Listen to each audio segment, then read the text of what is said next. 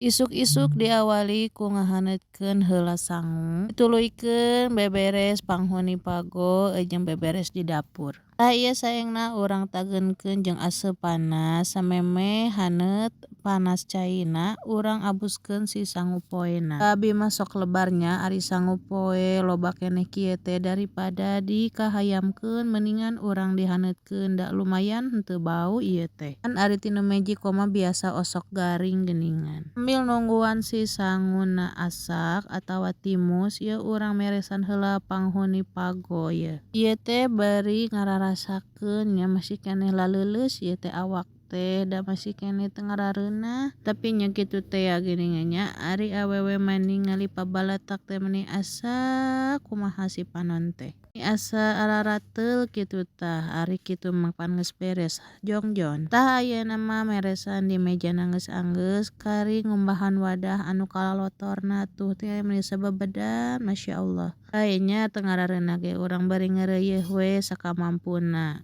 Eta ge dicarek nya ku pasuami teh ulah kan wae engke cenah ku ayah we di kumbahan mah. Hariteun geus salat subuh teh anjeunna teh peureum deui da cape peuting teh balik peuting da lembur watir ningalina ge keun wae urang kumbahan we sakamampuna. Mampu ngumbah wadah hungkul tah ieu geuning geus beres ngabersihanana mah kari ayeuna ngabilasna. Meureunan ieu teh digunduk-gunduk we salama urang gering teh meureunannya. Maklum ari lalaki mah geuningan teu kawas urang mah bari masak teh bari kitu bari kieu ari ieu mah kan ari lalaki mah masak teh masak kitu tah. Bisa bari nyabak anu lain tah geuningan ayeuna ngumbahan wadah geus beres tah urang ayeuna sasapu di pawon. Tuh nya meuni baralak ieu ditinggalkeun sababaraha poe gering oge. Meuni barala ngarares di tincakna oge. Tuh geuningan teu karasa nya sabari uprak-uprak mah si sangu teh geus timus geus seungit geuningan geus asak.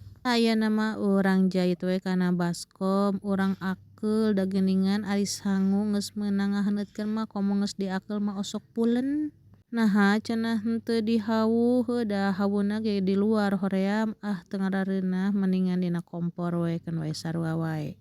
Da ieu teh karek ngahaneutkeun sangu nya da encan ieu teh neangan eukeur deungeunna mah. Keun we engke neangan rencang sanguna mah ku bapa budak neangan anu langsung asak meundernan.